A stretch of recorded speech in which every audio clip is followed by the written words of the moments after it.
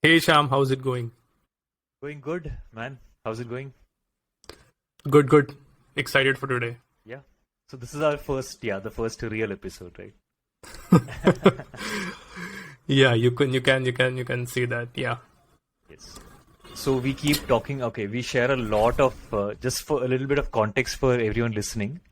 Pranav and I spend an insane amount of time swapping WhatsApp voice messages with each other, where we get into a lot of detail about concepts like in marketing, trying to look at things from different perspectives.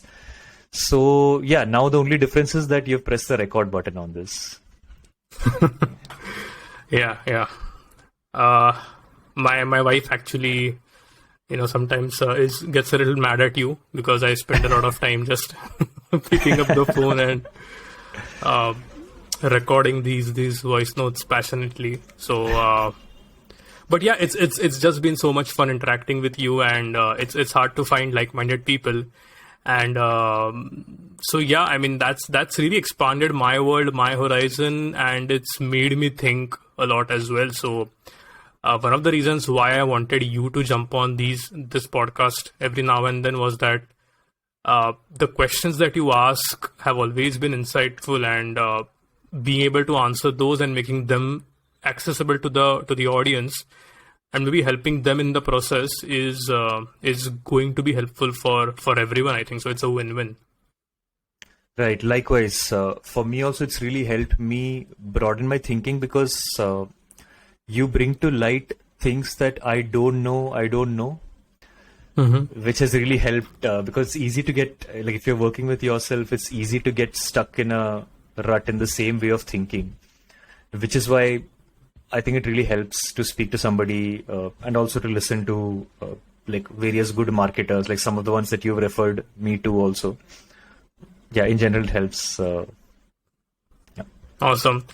So I think one of the theme that keeps repeating in our discussions, out of the many ones that we talk about, is this concept of a tripwire, a tripwire funnel, and which is what the context is for today's episode. And I have a lot of opinions. I'm pretty opinionated about this topic. And just for everyone listening, like this isn't like rehearsed. I don't quite know what Sham is going to say. Although, like, I think more or less we agree on most of the things. So I don't see like a major disagreement and a fight breaking out. But uh, I don't quite know where he actually stands. So it'll be fun to explore, what you think about the whole concept, and also my opinions about having a tripwire funnel. Right. So where do you stand? You stand on tripwires. I think let's first define what a tripwire is, because I think we need to be on the same page as far as the definition is concerned, because then we would be arguing about different things which wouldn't make sense.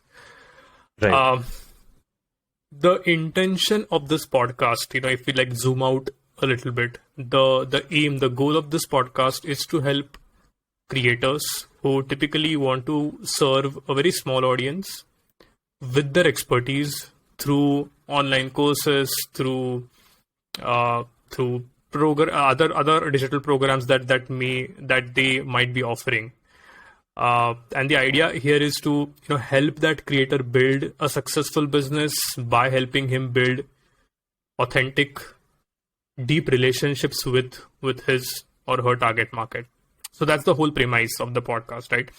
Now, uh, going back to the definition of a tripwire. So a lot of coaches, in fact, maybe majority of the coaches, again, I don't have the statistics, so I can't really say in terms of which is majority and which is minority, but a huge chunk of coaches and experts depend on this quote unquote funnel, where you offer a very low priced product at the top of the funnel.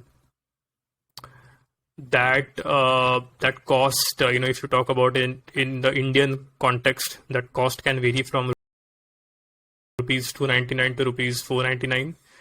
I think in the if you talk about it in terms of US dollars, perhaps it could vary from maybe $3 to $7 if I'm not wrong. So you sell an incredibly cheap product at the top of the funnel, and typically you use Facebook and Google. Like, I think these are the two majority platforms where you run ads on these two platforms. You get those people to buy this Tripwire offer, which is, as I said, is a very cheap offer. It could be a webinar, it could be a free ebook, it could be a live training of some sorts, which I think is similar to webinar. It could be a 5-day workshop.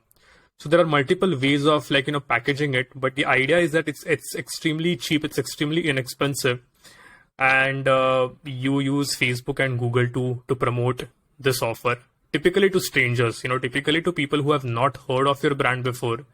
And the idea here is to get as many people as you can, have like the widest top of the funnel, purchase this Tripwire offer so that they enter your world, and eventually you can sell them your premium product. Now, the idea here is that you almost never make a profit when you sell the Tripwire offer.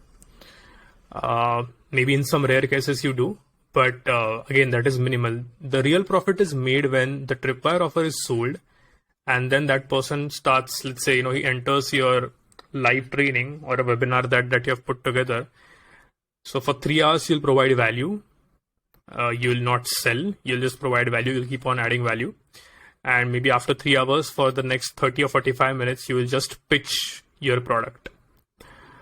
And then that product will be high price, so that will be premium. So again, speaking in terms of the Indian context, that could vary from rupees 15,000 to rupees 25,000. In the US context, I don't know, maybe varies from $100 to $500. But that's where the real profit is made by these coaches and experts. And so that's pretty much the definition of a Tripwire offer. I'm not sure if I was able to convey all the aspects of it. I think so. I think you've covered everything I would have.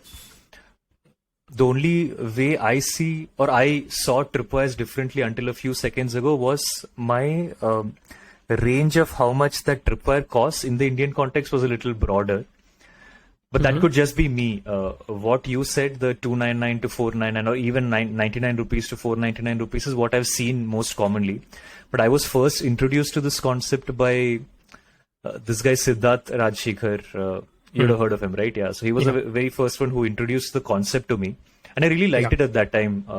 Although now, of course, I have mixed opinions of it, but I really liked it at that time. He had said a very different range, and that range went up to 3,000 or something like that. But of course, his own Tripwire was also priced around that same point, of course. So, so that makes sense. I guess how most people follow it is in the range that you mentioned, probably like less than 500 or so. And I like to think of Tripwires, I like to define it as mainly coming from that intent, right? If you look at the objective of why people are coming up with Tripwire or why the Tripwire funnel exists these days. One, I guess, these coaches or these marketers are trying to facilitate an impulse buy. When it's priced low, a stranger also can buy. Like if the value proposition hits, right? You don't go through a major long drawn out purchase cycle or a buying cycle or anything, right? You just decide on the spot when the money required is very less. So if the value proposition hits and the price is so low, then it's a fertile ground for making an impulse buy. So I guess we are trying to create the circumstances for that. And why we are doing it is because ultimately for that higher priced product, we want qualified leads. So that's the main benefit that the marketer gets, right? And of course, everyone often quotes the stat that that the best customers or customers who have bought from you once are more likely to buy from you again. Yeah. Right. That is something that is that probably forms the backbone. That principle is probably what forms the backbone of Tripwire. Although later I would like to kind of talk about that in more detail, why that's a faulty way of looking at it. But at the end, I think most marketers, this is the reason that they are trying to implement a Tripwire, because a Tripwire facilitates an impulse buy, and those who have bought from you once are more likely to buy from you again, which means that this set of people who have bought your Tripwire, they are more likely to buy your higher priced product. So that is the rationale behind a Tripwire, the way I see it. Correct. Yeah. I think that beautifully complements what I said earlier as well. I think I didn't mention these points, but yeah, the idea here is that you basically qualify people through this. You kind of filter out the prospects which are not not a great fit. So you make a few people impulse buy, and then as you said, if you have purchased once, then the likelihood of you doing it again increases quite dramatically. So that's why that's why this is like a very commonly used method. So when you told me about the this episode, right, that you want to do an episode on tripwires, initially I was more pro tripwires, right? You had told me that you have more of a negative opinion on tripwires, and I didn't share that opinion then. I was a little more for it. I thought it's a pretty cool idea, but the more I thought about it when I was taking down notes for this episode, my own notes, I slowly started changing my opinion, because some of these objectives that I just mentioned, the reasons why we create a tripwire, right, there are some fallacies in that logic. That's what I think. Okay. Right. So, like, over the course of kind of preparing for this episode, my opinion has changed to slightly negative, actually. Right. So I think to be fair, I think by now the listeners must have figured out that I am somewhat anti-tripwire. But to be fair, and just to speak objectively, I don't think it's black and white. For sure, the whole tripwire thing, I have seen it work for a lot of people. I have seen it help them build a very successful business, at least in the short run. Okay, I can't really talk about a business which has, let's say, sustained itself for 10-15 years, just by depending on the tripwire. So that's not what I'm saying. But at least in the short run, it has definitely worked out for a few. It has definitely not worked out for a few others as well. But just want to put it out there that, before I go into the nitty-gritties of the topic, I just want to say that it's not a black and white answer. There is definitely, the reason it's popular is because it works, right? It works in certain contexts. And if you want to play that game, you're more than welcome to, create a tripwire funnel. But I can say with certainty that it's definitely not for everyone. Yes, and I also believe it's probably not a good fit for generous marketers, the way you define it. And you had given a good definition in the previous episode, the intro that we did.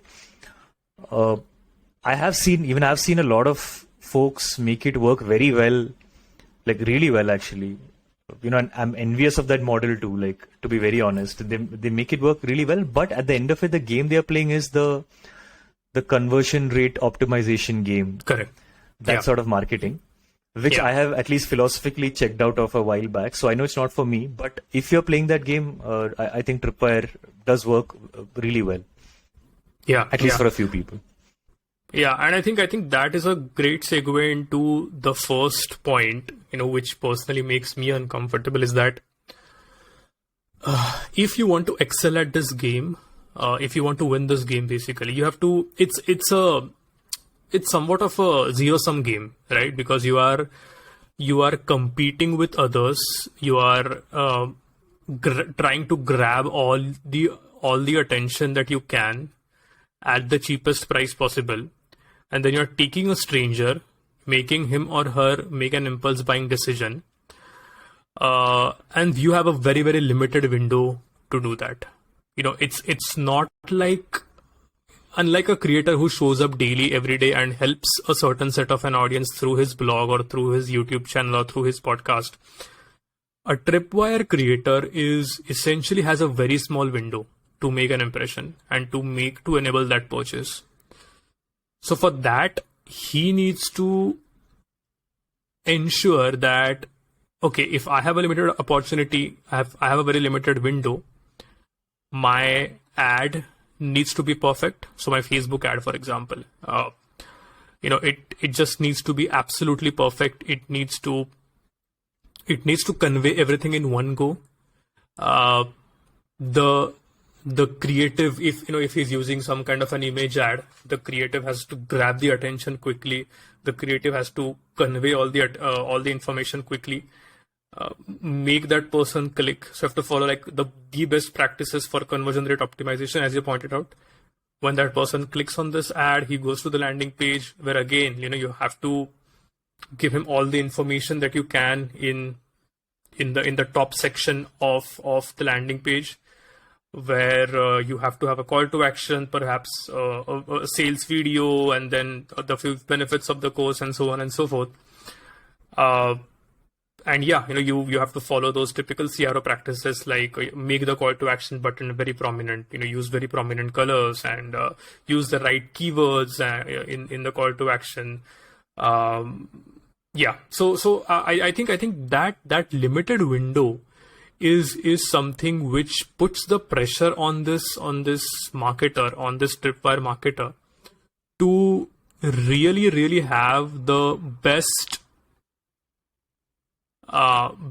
game, or he needs to be better than others in terms of getting attention and converting them into being a paid customer. So I think that is one of my first the first thing that makes me uncomfortable about the whole thing personally. Yes, that makes sense. Ultimately we are trying to get a qualified set of leads through a Tripwire for the final product. If you're subscribing to the traditional marketing or the mainstream marketing guys, like the Tripwire funnel, they are trying to make their marketing itself remarkable, their landing page remarkable, the CTA, the copy, everything has to hit, so that they are so that the customer just impulsively decides to buy. But everything has to hit, right? Yeah.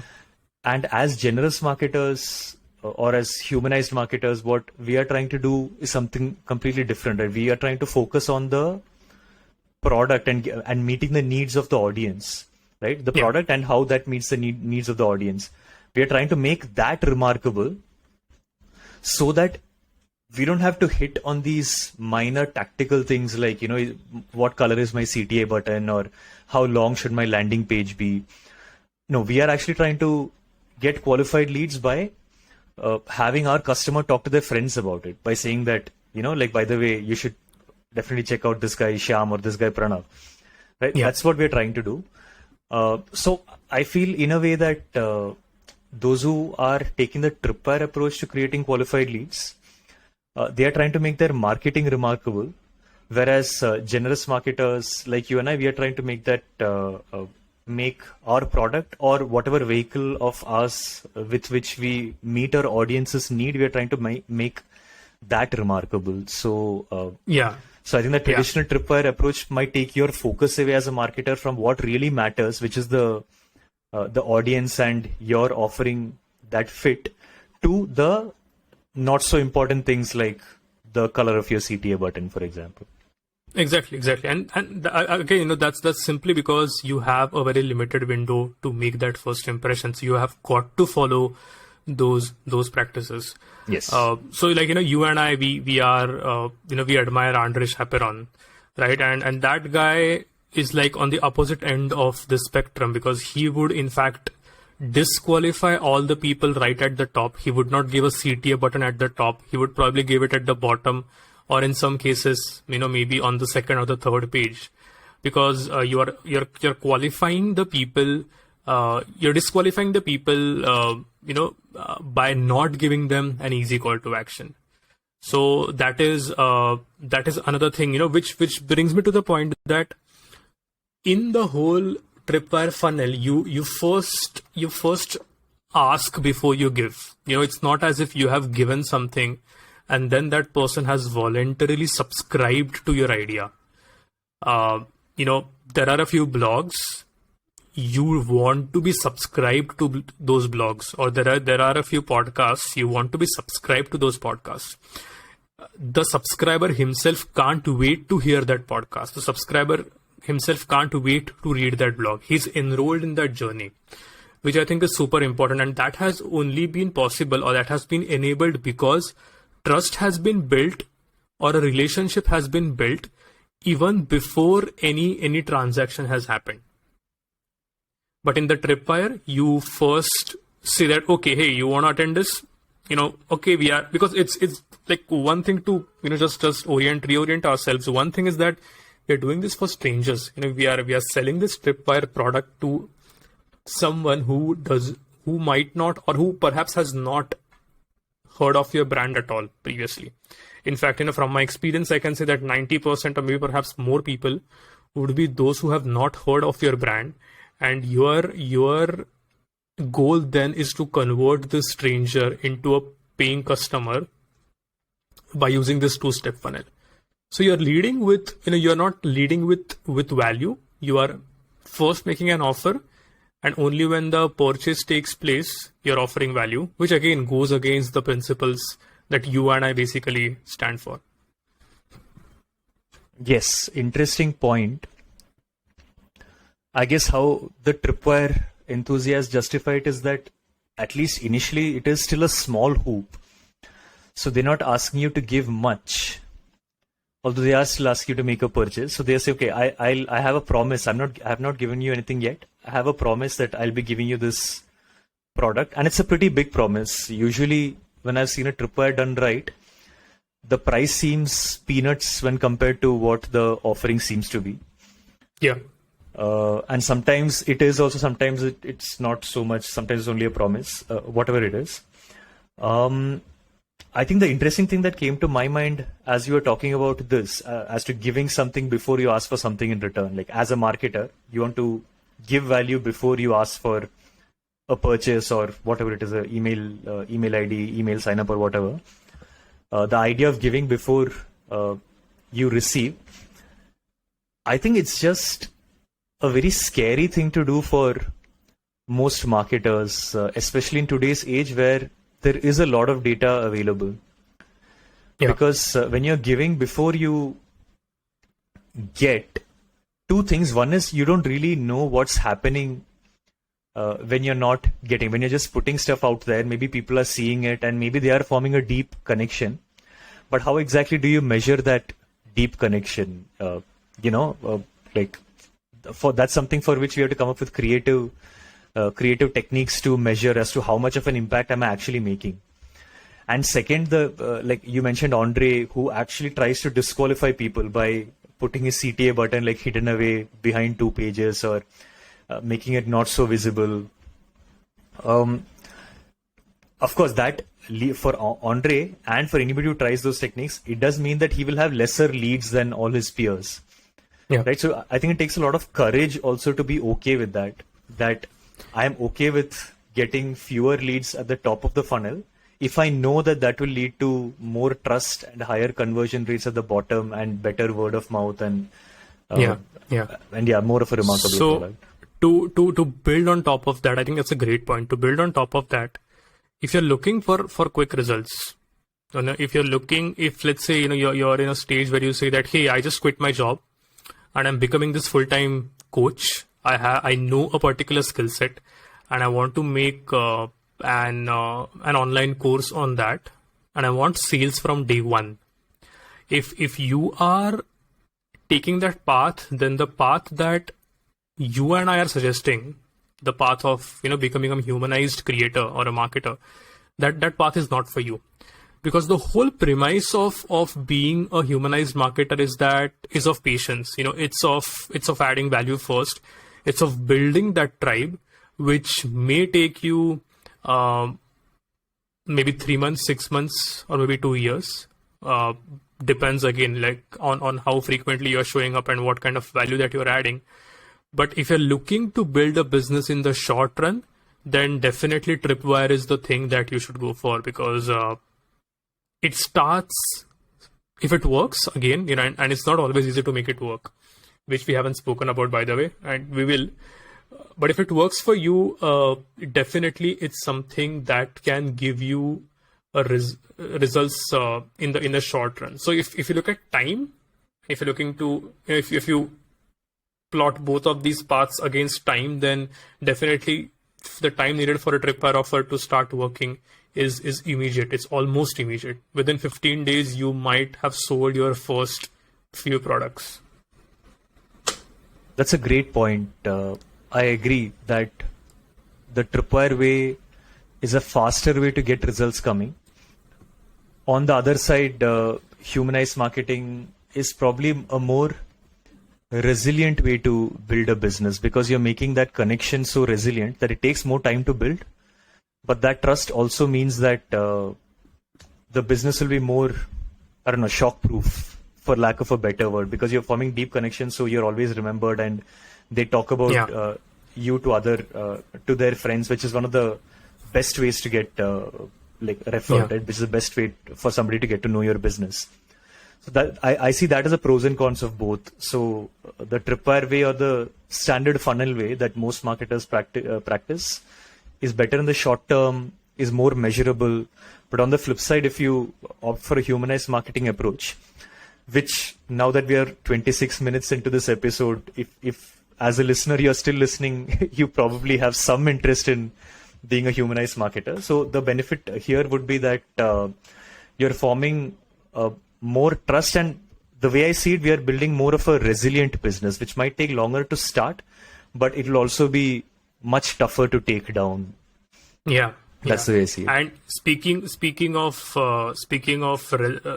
resilience, or speaking of durability, or speaking of long term, I love the phrase that you used, making it shock proof, right? Tomorrow, if Facebook and Google start misbehaving, if the cost per acquisition of your Tripwire, which, by the way, let me tell you, after having worked with a lot of clients, let me just tell you that it's a pretty intense battle, okay? Because there is always this pressure on that particular marketer, whether you're working with an agency or whether you're doing it in-house. For a Tripwire marketer, he carries that immense pressure of keeping the cost per acquisition below the price of your Tripwire. Because you have at least, so let's say if you're selling a 500 rupee product as your Tripwire, the CPA should ideally be not more than 500. Right. Because if you start making loss at your Tripwire, then it becomes a lot more difficult for you to recuperate that loss when you sell your premium products. I mean, of course, I have also worked with clients where the CPA was quite higher than the actual Tripwire, and they were still profitable. But let me just reiterate that the pressure to keep the CPA under or below the price of the Tripwire is immense. And so if tomorrow, for some reason, Facebook and Google, they don't give you the lead, or the customer at that particular price point, this whole model is going to break down. Good point. It's a trend that is going against the marketer. I like to bet on trends which work for me. Like, I'm in fitness because one of the major things was not so much the absolute size of the market, which is also huge. Of course, everybody knows that. But the fact that it's still growing, right? That's the reason I got into fitness. Like, you always want the trend, the future trend, to work for you. So in ads, like you rightly said, I don't see that. It's only getting tougher and tougher and more competitive. Exactly. So it makes sense to build more trust, because the long-term game will always remain something that is ignored. Again, if you look at that as a trend, the trend of people in all spheres of life, whether you're a marketer or whether you're a consumer or whatever, your affinity towards instant gratification is only rising and rising and rising. So if you are willing to play the long game in whatever field, like forget marketing also, in anything, if you're willing to play the long game for superior results, you're probably you'll probably see lesser competition, or at least the trend of competition will probably lower for you. So that's just something that came up in my mind when you said this. Yeah, for sure, and like you said, it's getting competitive, right? So when it gets competitive, Facebook will give its real estate, if I can call it that, to the highest bidder. I mean, of course, quality of your ad is something that is also a factor, but the other factor is how much are you willing to pay, and hence the cost will become expensive. So will the Tripwire funnel give you the exact same result after maybe 2 to 3 years? I am not quite sure, and I am very scared of putting all my eggs in one basket, which consists of Facebook and Google for sure. Now, if there comes about another channel which is still allowing me to get that particular Tripwire customer under the cost of the Tripwire, then it's a different story altogether. But I don't foresee such a platform coming up. I mean, at least we don't have it right now as we're speaking in 2021. The two major, because LinkedIn definitely doesn't work. The acquisition cost of LinkedIn is way too high. So the only two platforms that have a chance is LinkedIn. It's Facebook and Google. And if they break, then I have no clue what Tripwire creators are going to do. They would just have to figure out a completely different way of doing things. Yes. True. Yeah, so I have nothing to add to that point. I think you nailed it really well. Cool. And I think just another thing that I wanted to add, just now I'm just going through the list that I had prepared and putting it all out there. I think a couple of other points is that when you are selling, if I had to give a very crude, unrelated example, it's not that if you wanted to sell an iPhone to someone, you sell maybe a $2 product to a particular person, hoping that he would buy the iPhone. Again, this is a pretty bad example, but what I wanted to say was that the target market that we are serving typically, has different demographics, different psychographics. And if you are selling a premium product, something which is not a cheap product, the kind of a person that you want to attract is a person who wants to pay a premium price. Whereas a Tripwire is the widest possible funnel. I mean, you basically you cast a very, very wide net with the hope of catching a few big fishes or fish. I think the plural of fishes is fish. I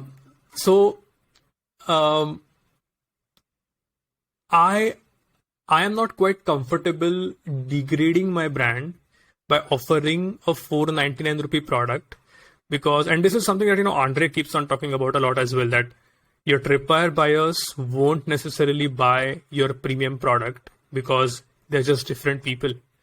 I mean, can you imagine the CEO of a Fortune 500 company, if that's your target market, if that's what you're going against, can you imagine him or her buying a Tripwire offer?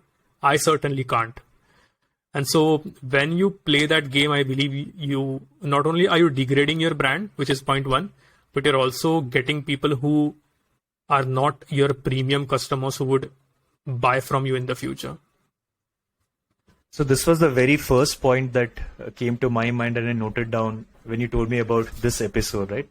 Exactly. Except that I think you conveyed it in a better way. So you made it much more concrete. So good. I'll probably try and keep a note of that for my own storytelling skills for my marketing. But anyway, you're right. The fact is that those who buy premium products have different psychologies. Those who buy lower price products have different psychologies. With a Tripwire, I think the only thing that's happening is that just because of the sheer volume behind a Tripwire, they're casting a wide net and they're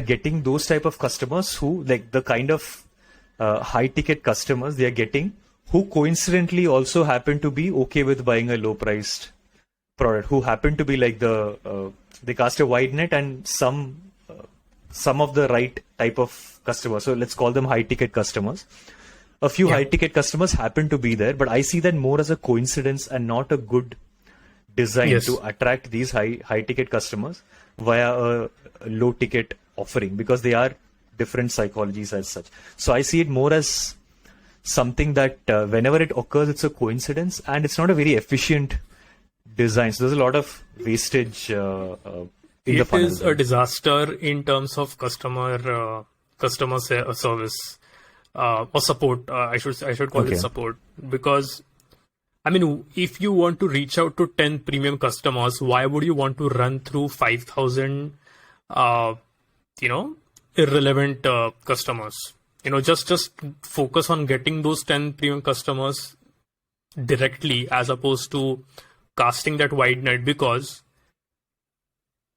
that becomes a support nightmare. If you are a solo creator and if you are handling everything end to end, it's going to be a nightmare for you, because all the people who have purchased your Tripwire, let's say for a 5-day workshop, you have to maintain a relationship with them for 5 days over some WhatsApp or Facebook group. That is one. Then most of them don't quite trust you. They may not even like you. The amount of trust is pretty low, and so they would try to create some nuisance for you, either in the forum or during the live webinar itself. And also, I think the complaints that these guys raise, the volume is so high that, okay, hey, I haven't got the access to the LMS, or hey, I haven't been added to the WhatsApp group, or hey, I haven't got this. Just processing the complaints and grievances of all of these people is not a small task. It's a big ask. So it becomes a support nightmare for sure, as opposed to someone who wants to play a patient game, and someone who would just be okay with selling, let's say, 10 tickets at a higher price point. He would not have to face these challenges, because he's not focusing on volume, he's focusing on quality. And certainly the support that is needed for 10 people is much lesser. It's much less hectic as well. And so even from a infrastructure standpoint, from a peace of mind standpoint, I don't think it's the best approach for you. So how do these creators who are pulling off this funnel or Tripwire funnel, how do they manage this problem? Because even I've been in certain workshops, Tripwire workshops, where it's a jungle out there in the comment section, like all sorts of people saying all sorts of things, right from the worshippers, right from people who are completely idolizing these creators, Yes. these people who are offering whatever product, to the guys who constantly have problems and like who didn't get this, didn't get that.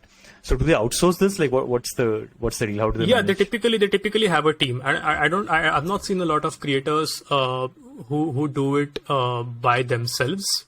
I mean, yes, I mean there could be a few examples where they did it by themselves when the volume of leads was low, but typically it's outsourced. You need to hire a team, you need to have someone who is taking care of the support, who's adding these people to the WhatsApp group and all of those things. So the short answer is that it's outsourced to, you either hire a team or you outsource it to an agency. Makes sense. I don't see how it can be done any other way. So I guess from the creator standpoint, it's just an additional cost of doing business. Yeah. Let me outsource all these troubles to someone else and let it be their headache. Yes. Yeah. I think that's pretty much it. I think the only last point that I will add is, one that is perhaps not talked about a lot is that, you kind of have to also, as a creator, it's typically a very small business that you're running. It's usually one person, or it can, of course, gradually it can expand, but typically when you're starting out, it's a very small business. And you also have to check in internally how you feel about all of this. Something, which we don't quite talk about. And I can say with experience that the kind of communication that is needed for a Tripwire funnel to work is pretty aggressive. It's pretty salesy. It's not optimized for trust. It's optimized for an instant sale. And I think we wouldn't disagree on this, Sham, that it does matter how you're feeling internally about what you're doing. It kind of gets reflected in everything that you do, in all the content that you put out, in all the webinars that you conduct, and so on and so forth. So I, for example, would never be comfortable internally writing the landing pages that are needed to write. I wouldn't be able to deliver that pitch that is needed. And so even though this is less tangible, this is more emotional than, numbers driven. I also think that this is an important point to consider for a creator.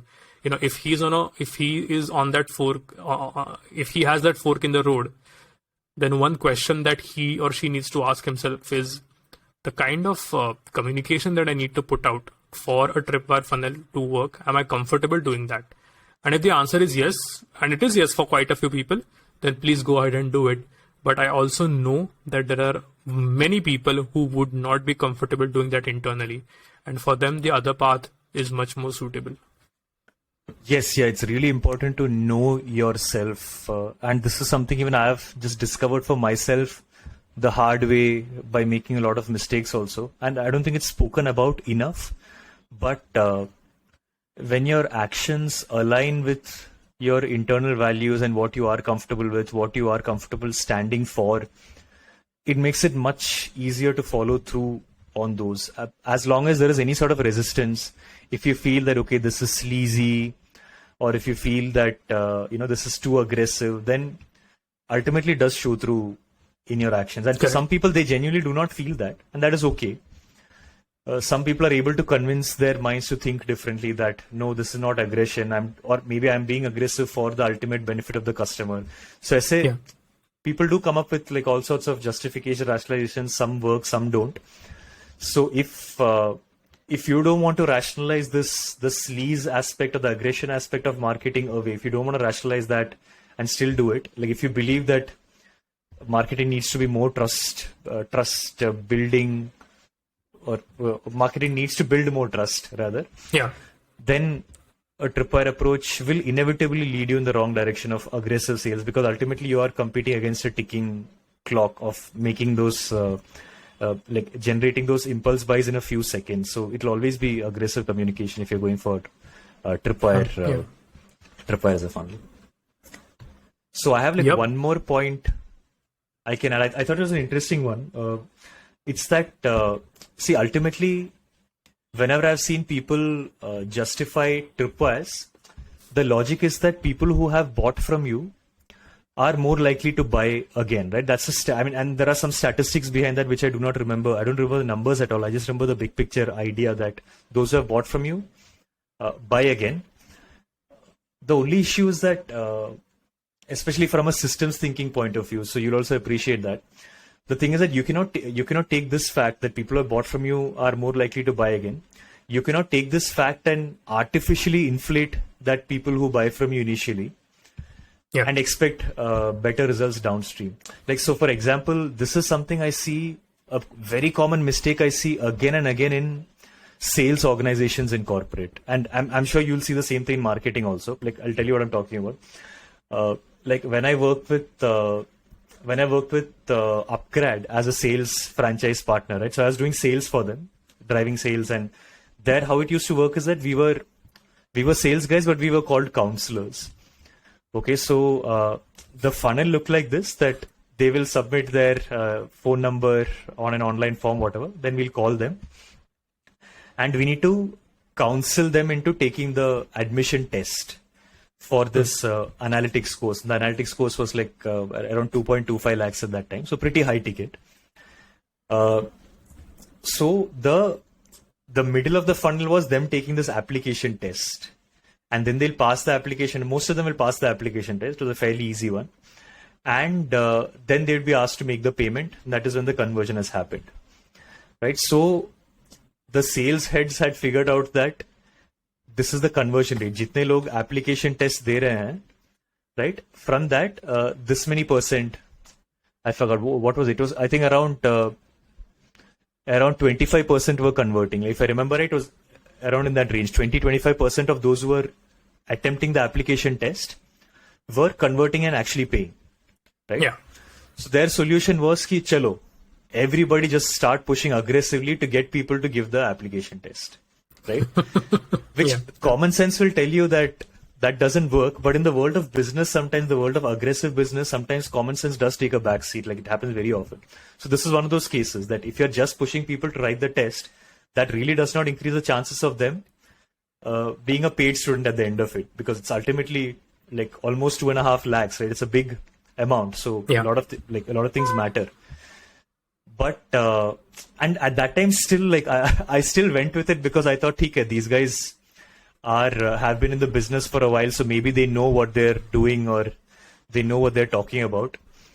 And yeah, so sadly, I was surprised to see common sense play out. That like we increase the number of people who are attempting the test by being aggressive and getting them to like we would just tell them, just attempt the test. No, what's the harm? Just attempt the test. And then we were magically expecting that same 25% conversion rate to persist. But no, the conversion rate dropped drastically, Yeah. right? And it was kind of a reminder that for me at that time, the big lesson was that in spite of what everybody does around you, right? The common sense does not take a back seat. Like common sense doesn't stop working just because everybody else claims that it will. So here, and the other point here is that you cannot artificially inflate the top of the funnel, right? And expect the same conversion rate too. Like if you want to look at it from a conversion rate standpoint, right? The common sense aspect here is that you cannot artificially generate more views or artificially generate more likes, engagement, or whatever metrics you're defining at the top of the funnel, middle of the funnel, and expect that the conversion rates will remain till the bottom of the funnel. So I think that's something that we are doing with Tripwires, where we are saying that matlab this much, like when somebody buys from you, then this much percentage of people will buy again from you, right? That might be fine in a normal environment, but when you're artificially trying to inflate the number of people buying from you using aggressive landing pages, using like seriously low prices, using like all the different tactics that we use in landing page, like the countdown timers for one, like evergreen countdown timers which are always running 24/7, 365, right? These are all ways we inflate that top of the funnel, and then we sit back and expect that conversion rates will remain the same. But like that's not how it plays in real life. That's not how it plays if you adopt systems thinking as a principle. I know we haven't talked about systems thinking, but it We completely need to goes talk against about that. I think we need to have an in episode a on future that. episode. Yeah.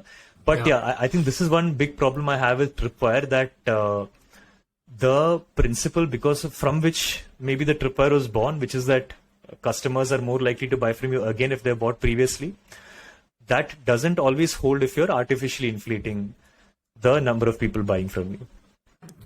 Yeah. The amount of times I have heard a client say that, hey, how can we get more people, or how can we improve the quantity of, or how can we get more numbers in this particular part of the funnel?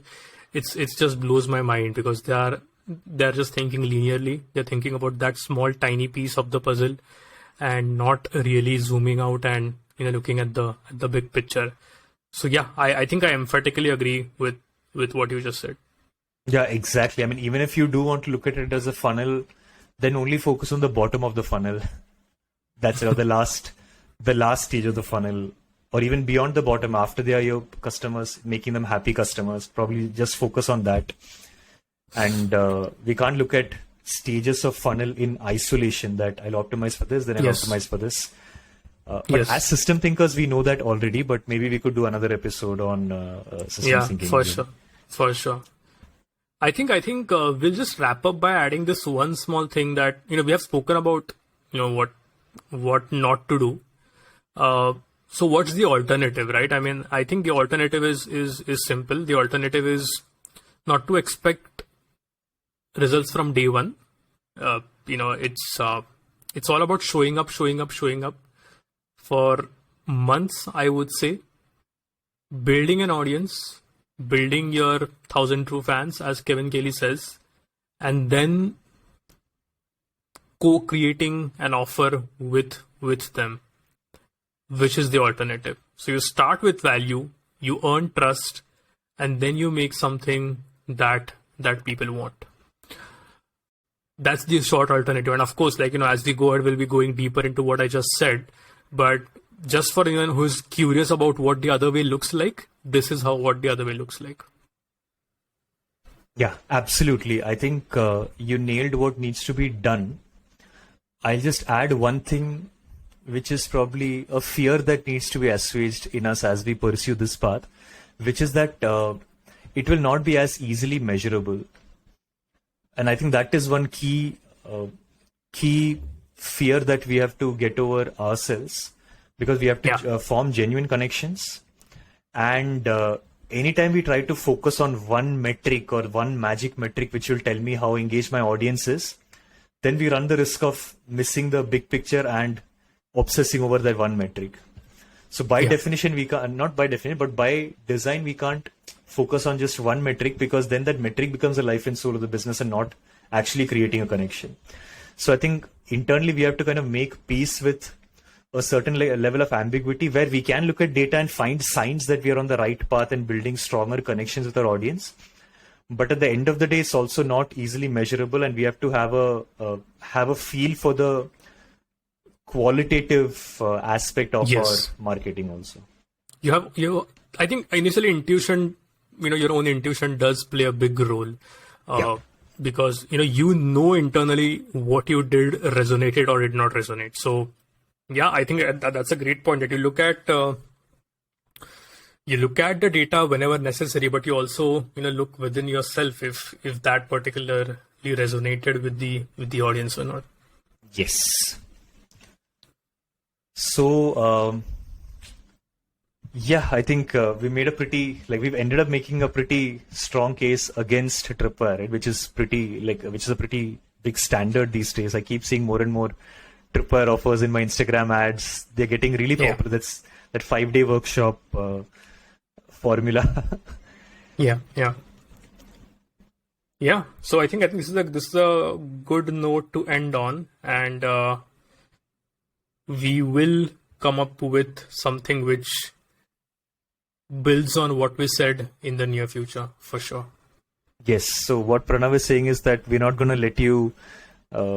We've told you so much today. We started off by telling you don't do this, don't do this, don't do this in many different ways. But maybe we'll focus more on what can be done also, in much more detail. Yep. Chalo, great talking to you, man. Yes, likewise. I'll have you over next time as well. Yeah, I look forward to joining you on another episode whenever you'll have me.